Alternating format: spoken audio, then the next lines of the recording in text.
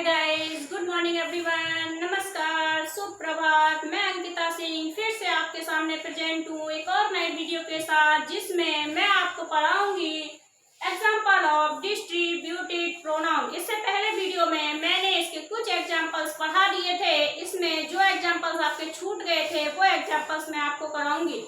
सो आइए स्टार्ट करते हैं। Example of distributed pronoun. Example of distributed pronoun पढ़ने से पहले आपसे रिक्वेस्ट है कि वीडियो को एक बार लाइक, शेयर एंड सब्सक्राइब जरूर कर दें। तो आइए शुरू करते हैं। एग्जाम्पल ऑफ डिस्ट्रीब्यूटेड प्रोनाउन के एग्जाम्पल कौन कौन से हैं और इनका यूज कैसे होता है।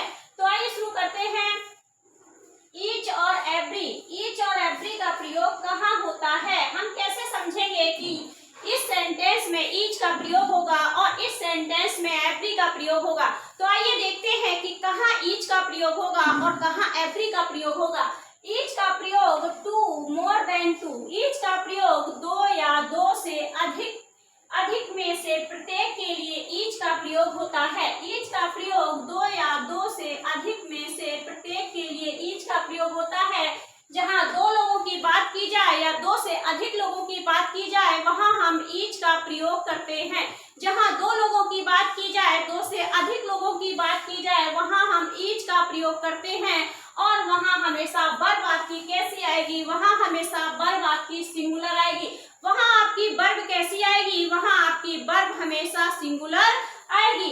एग्जाम्पल देखते हैं। Each of two books has helped me a lot of learn English. Means two books. मैंने बताया था कि ईच का प्रयोग टू के लिए भी होगा, मोर देन टू के लिए भी होगा, दो के लिए भी होगा और दो से अधिक के लिए भी होगा।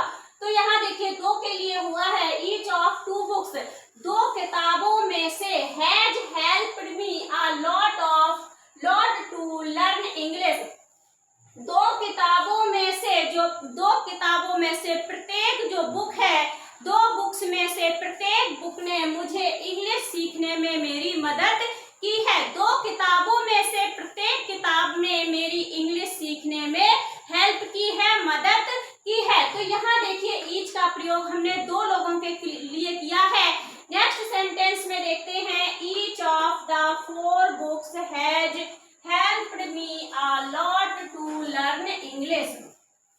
यहाँ मैंने ईच का प्रयोग दो लोगों के लिए किया है, टू बुक्स के लिए किया है। यहाँ मैंने ईच का प्रयोग फोर बुक्स के लिए किया है, क्योंकि ईच का प्रयोग दो या दो से अधिक लोगों के लिए भी कर सकते हैं। तो क्या कह रहा है, जो ये फोर बुक्स हैं, ये चारों बुक्स ने मेरी इंग्लिश सीखने में मदद की है। चारों किताबों ने मेरी इंग्लिश सीखने में मदद की है।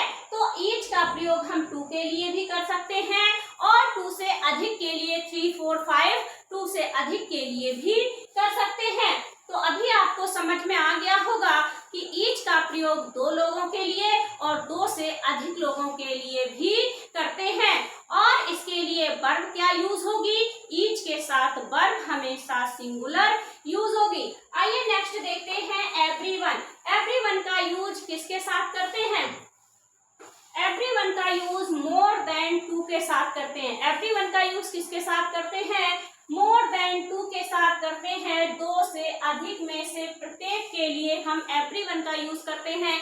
जहां पर दो से अधिक की बात की जाए वहां हम एवरीवन का यूज करते हैं। अगर दो की बात की जाए तो हम ईच का यूज करेंगे और दो से अधिक के लिए भी हम ईच का यूज करेंगे। लेकिन एवरीवन ऑफ का यूज हमेशा हम दो से अधिक के लिए ही करेंगे।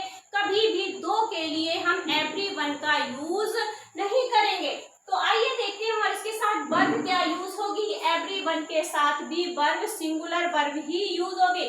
चाहे ईच हो चाहे एवरीवन हो, वर्ब आपकी सिंगुलर ही यूज होगी। इसका एग्जांपल है। Everyone of the four boys has passed the examination. चारों लड़कों में से प्रत्येक लड़के ने एग्जामिनेशन पास कर लिया, परीक्षा पास कर ली। चारों लड़कों में से प्रत्येक लड़के ने एग्जामिनेशन पास कर लिया। तो यहाँ देखिए दो से अधिक की बात की जा रही है। दो से अधिक में 3, 4, 5, सिक्स कुछ भी हो सकता है। जहां पर दो से अधिक की बात की जाए वहां हम एवरीवन का यूज करेंगे। जहां पर दो से अधिक की बात की जाए वहां हम एवरीवन का यूज करेंगे। वहां कभी भी हम ईच का प्रयोग हम दो के लिए और दो से अधिक के लिए कर सकते हैं।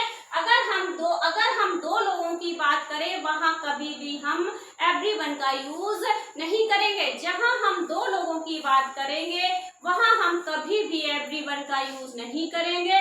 वहां हम ईच का यूज करेंगे। नेक्स्ट है आपका बोथ ऑफ। बोथ ऑफ की कहाँ पर आता है, कितने लोगों के लिए आता है? बोथ का यूज हम दो लोगों के लिए करते हैं। बोथ की हिंदी क्या होती है?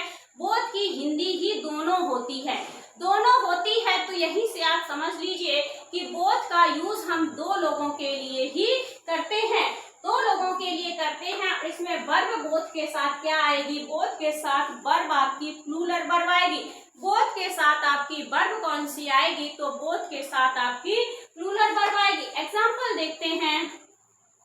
Both of the two students are studying attentively. Means दोनों लड़कों ने जो आपकी स्टडी की है, अध्ययन किया है, वह बहुत ध्यान पूर्वक किया है। दोनों लड़कों ने अध्ययन बहुत ध्यान से कर रहे हैं। दोनों लड़के अपना अध्ययन, अपनी स्टडी बहुत ध्यान से कर रहे हैं। अटेंटिवली माने होता है ध्यान से।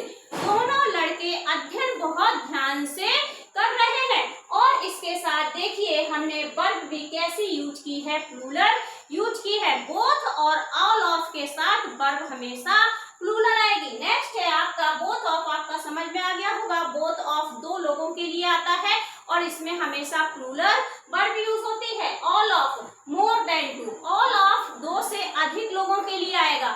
ऑल ऑफ दो से अधिक लोगों के लिए आएगा। और आपकी वर्ब कैसी होगी? वर्ब कैसी होगी? ऑल ऑफ में भी प्लूरल वर्ब होगी, बोथ ऑफ में भी प्लूरल वर्ब होगी और ऑल ऑफ में भी प्लूरल वर्ब होगी। आइए एग्जांपल देखते हैं।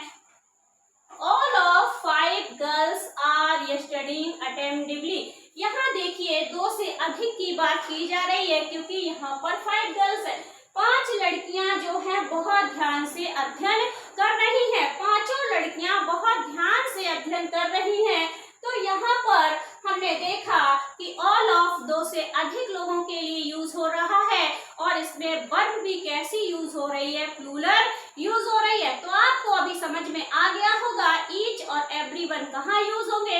ईच आपका वहाँ यूज होगा जहाँ दो लोगों की या दो से अधिक लोगों की बात की जाए और इसमें वर्ब सिंगुलर यूज होगी। एवरीवन वहाँ यूज होगा जहाँ पर दो से अधिक लोगों की बात की जाए। वहाँ एवरीवन का यूज होगा। जहाँ पर सिर्फ दो लोगों की बात की जाएगी वहाँ कभी भी हम एवरीवन का यूज नहीं कर सकते हैं। बोथ ऑफ का यूज हम वहाँ करते हैं जहाँ दो लोगों की बात की जाए और उसमें वर्ब प्लूरल यूज होती है। ऑल ऑफ का यूज मोर देन टू के लिए करते हैं जहाँ पर दो से अधिक लोगों की बात की जाती है और वहाँ पर वर्ब भी कैसी यूज होती है? प्लूरल यूज होती है। आई विश आपको डिस्ट्रीब्यूटेड प्रोनाउन के एग्जाम्पल और उनका यूज कहाँ कैसे करेंगे ये आपको समझ में आ गया होगा। अगर आपको मेरा वीडियो समझ में आ गया हो तो कमेंट सेक्शन में एक बार कमेंट करके जरूर बताएं। अगर नहीं समझ में आया हो तब भी मुझे कमेंट करके बताएं कि मैम इस जगह इस आपके ईच एवरी एनी इन सब में जहां भी आपको प्रॉब्लम हुई हो, डिस्ट्रीब्यूटेड प्रोनाउन के जिस एग्जांपल्स में आपको प्रॉब्लम हुई हो उस एग्जांपल्स में मुझे कमेंट सेक्शन में जरूर बताएं तो मैं आपकी प्रॉब्लम सॉल्व करने की पूरी कोशिश करूंगी। सो प्लीज अगर आपको मेरा वीडियो अच्छा लगा हो तो एक बार वीडियो को लाइक करें, ज्यादा से ज्यादा लोगों के पास शेयर